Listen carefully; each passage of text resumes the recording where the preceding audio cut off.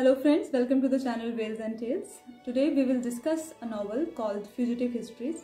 This novel is written by Githa Hariharan and it was published in 2009. Githa Hariharan is a contemporary Indian novelist.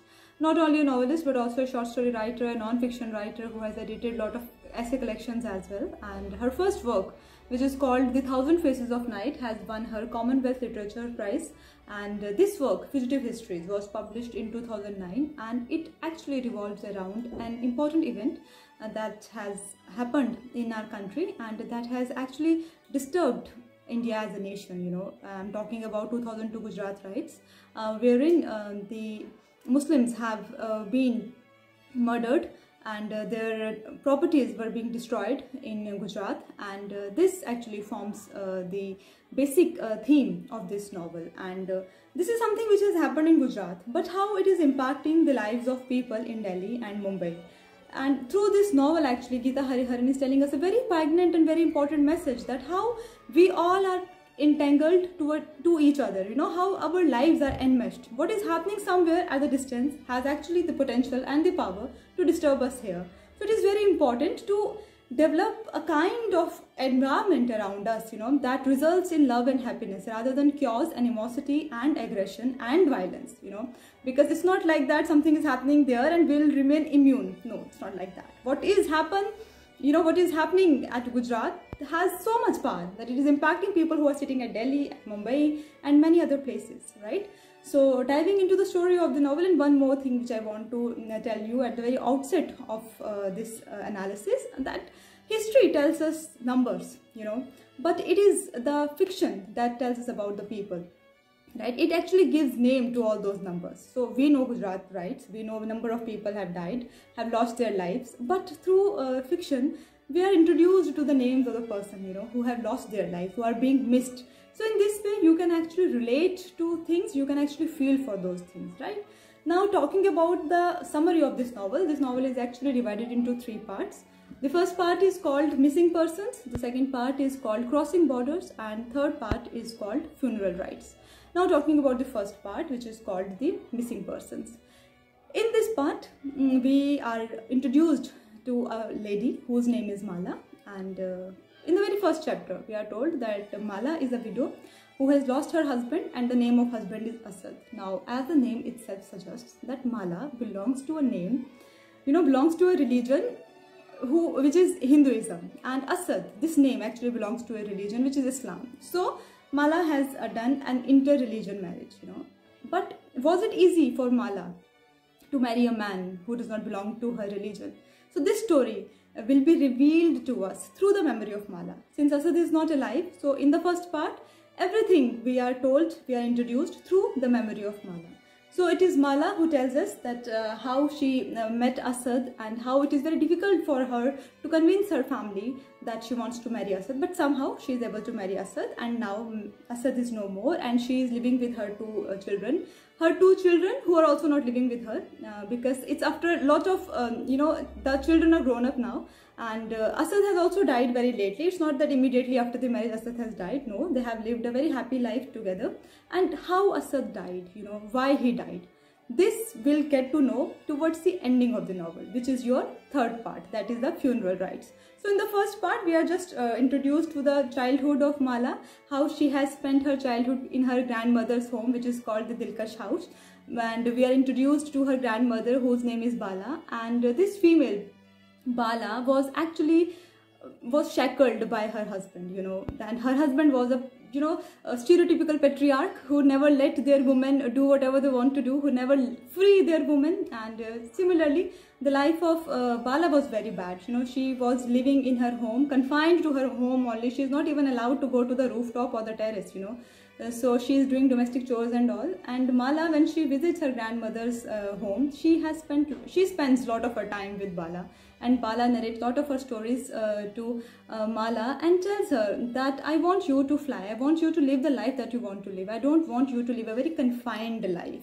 So we are also told that Mala is not a kind of a person who is very submissive. She is a very bold person, but she is not allowed to do anything. She wants to ride bicycles, she wants to climb trees, but as a woman she is not allowed to do so. Since Mala has decided that she will do, when she'll grow up, she will do whatever she'll like. She will not follow the norms, you know. So she fell in love with a man who is Muslim and an artist, and she marries this man, Asad, and they have a happy life together.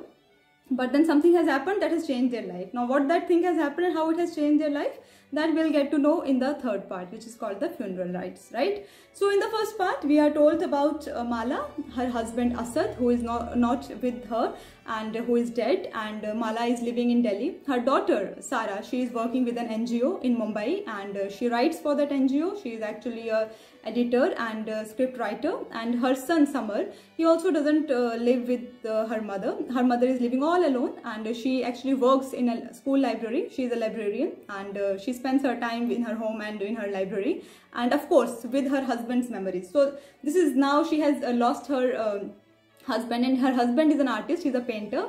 He has painted a lot of sketches. So now what she is doing in part 1, she is actually going through all the sketches that he has made and trying to remember things, that when he was making this sketch, what must be in his mind, and all these things, right? So in the first part, we are also told that Sara, she is living in Mumbai with her friend Nina, and she is working on a documentary. The documentary will actually trace what has happened to the victims of 2002 Gujarat riots, you know, what has happened to their lives after the event. So since she is working on the documentary, and she wants Sara to write the script for this documentary, and this is documentary something which is not fictional, you know, which is based on facts. So the two friends have decided that they will go to Ahmedabad and collect the first-hand anecdotes of the victims of Gujarat riots. Now we will see that how all these things will be collected by Sara and Nina when they will go to Ahmedabad. And this journey, this crossing of the border, that is when they cross this border of Bombay and reach to Ahmedabad, that forms your part 2, which is called the crossing borders. So in this part 2, we are told that the two ladies, Nina and Sara, they are in Ahmedabad, and they have went to a locality which is actually relocated. Now who are relocated there? The victims of 2002, you know, because they were living with the majoritarian group, and that have unleashed the violence on them. So in order to go to the safe haven, they have moved from that place, from their place of origin, to the new place, which is the relocated towns, and where they are safe with their own communities, right? So the victims, the Muslim people, now they are living in the place which is being given to them since they have left their own home, because it is being snatched from them, you know, in the riots. And this new home, we know that what is the position of these migrant houses or refugee camps, you know. Similarly is the case with these camps where they are now living. They have given 2 rooms and all the victims are living there, since all the people who were once being the victims of this Gujarat 2002 riots. So you can imagine the environment there, you know, environment full of pessimism and sadness. People have lost their homes, people have lost their relatives, people have lost their sons, their husbands, their daughters are being raped. So a very, you know, I will say that a very grim society has become where they are all living. So what all they have collected in this part 2, we will study it in the next video. So for today only, we have covered the first part, which is your missing persons, where we are told that Asad is no more. He is being missed by his family, and of course the grandmother is being missed, the grandfather is being missed. So all these people who have lost their lives are being covered in part 1. And we are also told in the part 1 that Sara, who is living with Nina in Bombay, has taken this journey of making a documentary, and now she has moved to this place called Ahmedabad to collect the record of the victims. So what the victims have endured, who are the victims, that forms the part 2 that we will cover in next video. Till then, take care. Thank you so much.